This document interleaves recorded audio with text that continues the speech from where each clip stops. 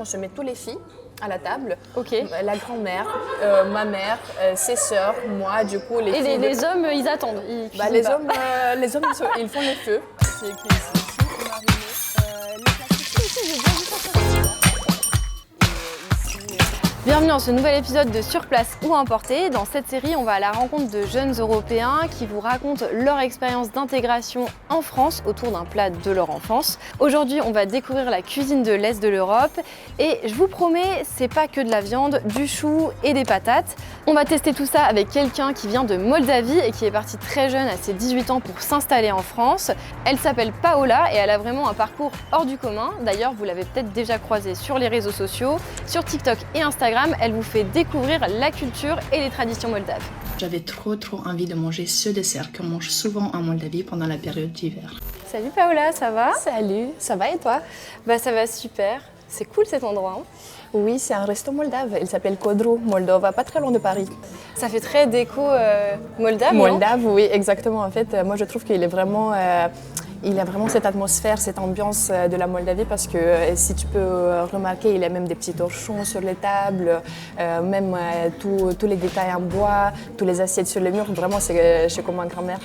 Et du coup, là, aujourd'hui, tu veux manger sur place ou emporter? Sur place. On va Sur manger place. sur place. Et qu'est-ce que tu veux manger? On va manger un plateau traditionnel. On va avoir de la polenta, aussi, on l'appelle le mămăligă. On va avoir aussi de la viande de porc, friptură, accompagnée de crème fraîche, fromage frais de brebis, légumes fermentés et aussi sarmale. Ok, super. Apparemment, il y a un temps de préparation quand même pour faire tout ça, de ce petit plateau traditionnel. Et en attendant, je te propose d'aller faire un tour à l'épicerie du restaurant qui est vraiment à 5 minutes à pied. Bonjour. J'ai directement vu ça parce que du coup ça c'est le chou, voilà, c'est écrit ici, chou mariné. Ça c'est le halva, c'est un de mes desserts préférés. Ça c'est le brânzic en roumain. C'est tout simplement du fromage frais de vache enrobé en chocolat. Ici on a des gâteaux avec des griottes, pareil, on utilise énormément les griottes dans notre culture. Ici on a notre préféré de ma famille, c'est le shahmat. Pardon, j'avais pas compris. Oui, en fait, c'est juste pour dire que j'adore tes vidéos. Mais vraiment, je les scroll. Et c'est ça qui m'a donné envie de goûter. Mais vraiment, tout est excellent, quoi. Ça me fait trop plaisir, vraiment. Ça veut dire que là maintenant, la prochaine étape, c'est de venir en Moldavie, les goûter sur place. Ici, on a le fameux fromage frais de vache, du coup, que je ne sais pas comment ça se fait qu'en France, où il y a des milliers de différents types de fromages, il n'y a pas celui-là, le plus basique. Voilà, là, ici, c'est le paradis. Pourquoi c'est le paradis pour toi? Parce qu'il a plein de légumes fermentés et du coup, il a même la pastèque préparée au vinaigre.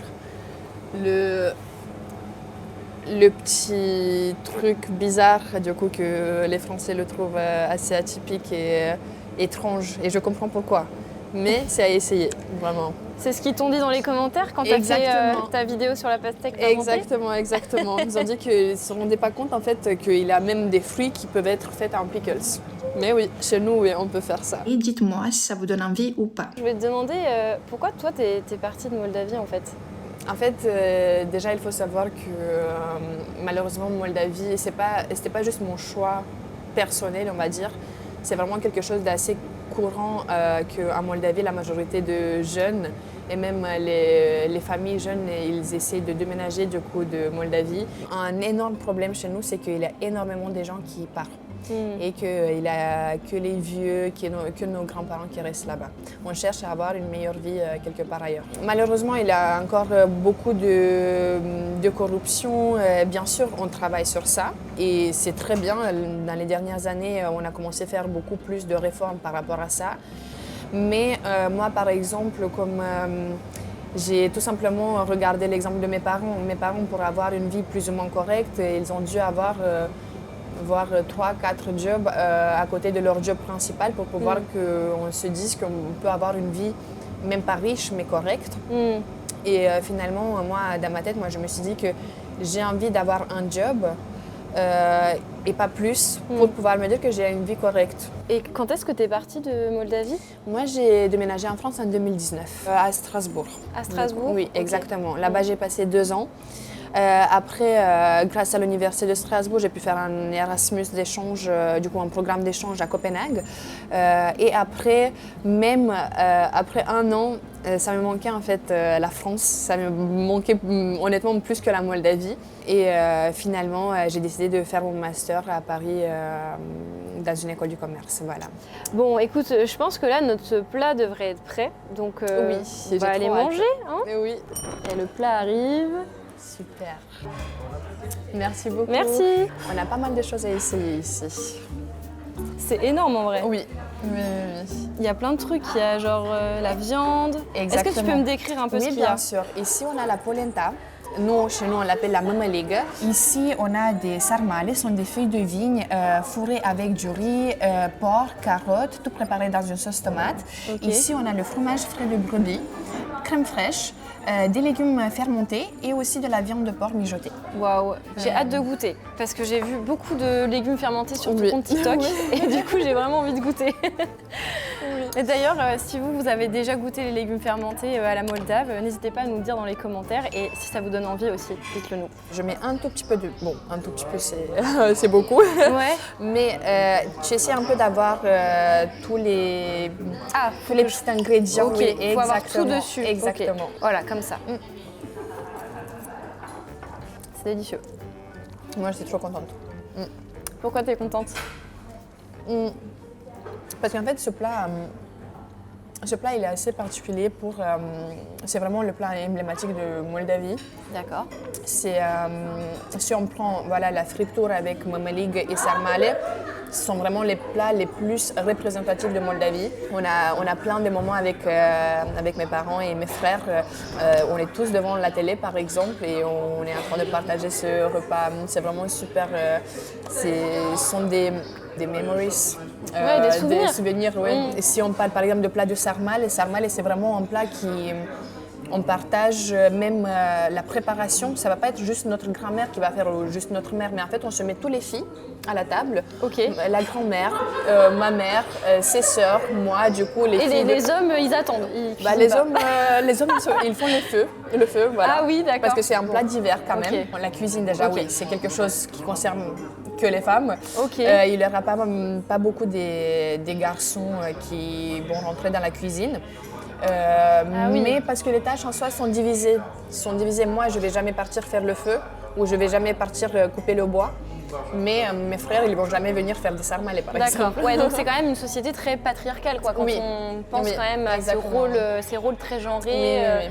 Ouais. Et c'est vrai que ça, c'est très différent de chez nous. Enfin, je veux dire, c'était peut-être ça c'est dans le temps, mais aujourd'hui, chez nous, en France, c'est un peu différent, quoi.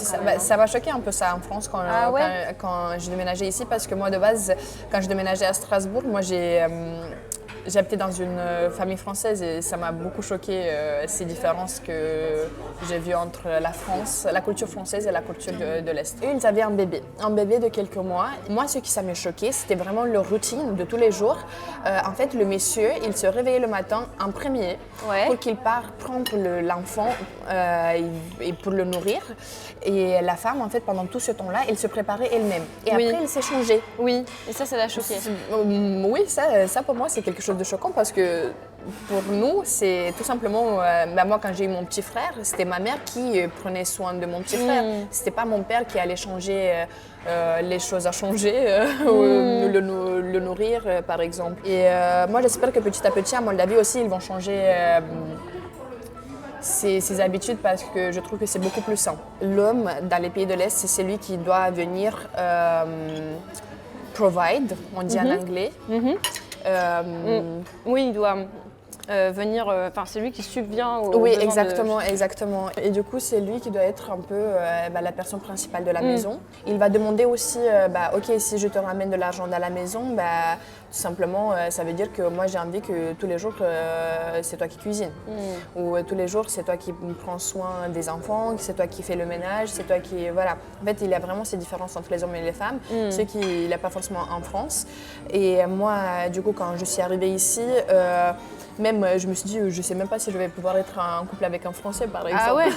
Ah, parce que tu avais trop ces modèles-là en tête, quoi. Oui, exactement. Et en fait, j'étais vraiment une personne qui, de base, j'étais habituée de me baser du coup, ou d'avoir tout le temps le soutien de mon copain, on va dire, dans le couple. Et à n'importe quel problème, ça va pas être moi qui va essayer de trouver une solution. Du coup, ça va être mon copain. Ce qui là maintenant, ça m'a permis en fait de tout simplement devenir un peu plus indépendante aussi et de me rendre compte en fait que les femmes aussi, ils ont une place dans la société et ils ont quelque chose à dire. Et du coup, est-ce que tu peux m'expliquer un peu tes galères que tu as connues quand tu es arrivée en France? Oui, bien sûr.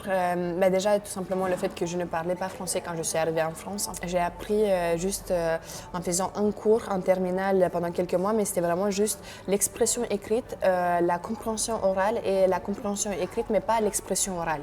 Le français que nous, on apprend déjà littéraire, même pendant les cours ou même dans un autre pays, surtout que c'est même pas des cours donnés par des Français, mais c'est des cours donnés par des Moldaves qui parlent français, rien à voir avec le français que vous utilisez ici en France. Le simple exemple de fou et ouf, ou le verlan. Oui. Ouais, le fameux. Ok. Femme et meuf. Ah, horrible pour vous. Même si mère, mais jamais entendu ce genre de choses. Puis en plus, ça, c'est vraiment des choses qu'on dit quand on est jeune, enfin des mots qu'on utilise quand on est jeune. Donc en fait, toi, t'es arrivée à l'université. Et c'était l'université de Strasbourg. L'université de Strasbourg, voilà. T'es arrivée et t'as pas dû comprendre ce que disait. Ah non, pas du tout. Dès le début, en fait, je me suis mis dans ma tête que je dois avoir des amis français, que des amis français. D'accord. Là maintenant, par exemple, j'ai quand même pas mal de questions où les gens ils me demandent mais tu connais vraiment pas du tout des Moldaves ou t'as pas une communauté moldave avec laquelle tu as un lien. Et honnêtement, j'ai pas des amis moldaves. J'ai 2-3 en France, si je me trompe pas.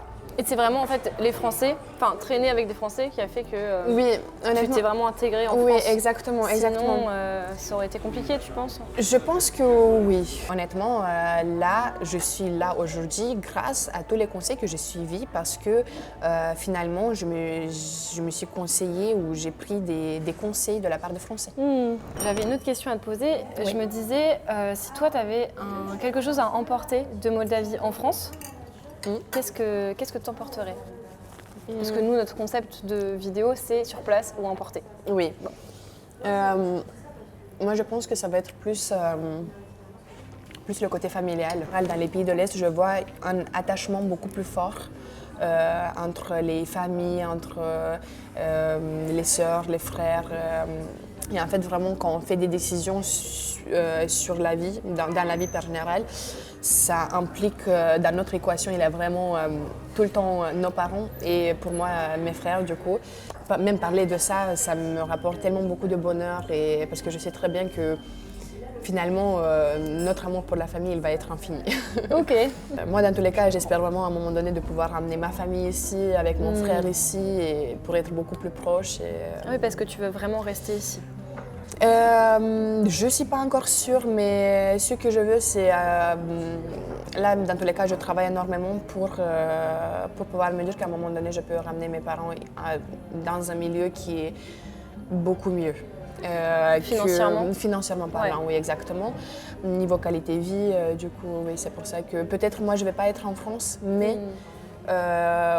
comme j'ai vécu déjà ici, comme je sais déjà qu'est-ce que ça donne vivre en France, je sais très bien qu'ils vont être bien ici. Et à l'inverse, si tu devais ramener quelque chose de France en Moldavie, qu'est-ce que tu ramènerais?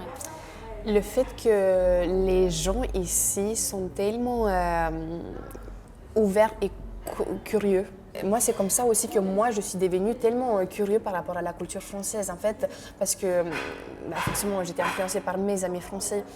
C'est tout le temps eux qui étaient là en train de me dire « Ah, mais il faut que tu essaies et ça, et ça, et ça en France, par exemple. Il faut que tu visites ça, ça, ça. » Et en fait, je n'ai jamais eu ce côté, j'ai jamais forcément vu ce côté en Moldavie. Moi, j'aimerais bien que les Moldaves puissent comprendre à quel point, en fait, les cultures sont... Il faut en fait découvrir des autres cultures et il faut... et c'est juste grâce à ça en fait que petit à petit, ils vont devenir beaucoup plus acceptables avec les autres personnes, avec les personnes différentes d'une autre culture, d'une autre couleur, d'une autre religion même. Et je trouve que ça, c'est vraiment un point très très important que j'aimerais tellement, même par exemple avec mes frères, j'essaie de faire pareil, j'essaie de leur montrer en fait à quel point les gens sont sympas, à quel point il faut découvrir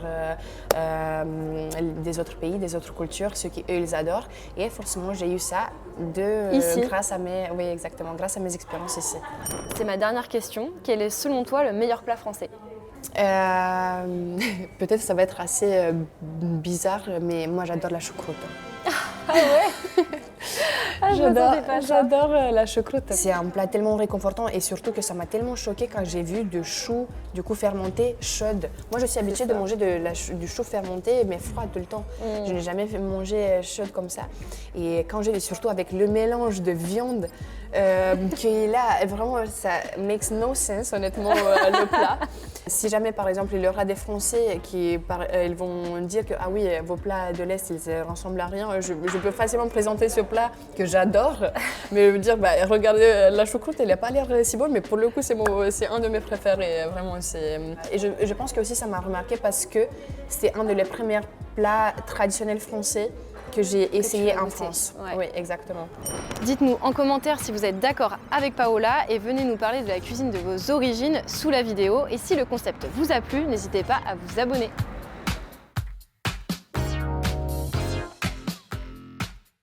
Je tenterai bien le piment pour voir. À ton avis, je peux ou pas? Oui, je pense que oui, parce qu'en fait, à Moldavie, on n'est pas très piquant. En tous les cas, c'est pas le piquant d'Asie ou c'est pas le piquant... Ah oui, non. Bah non, c'est du poivron en fait.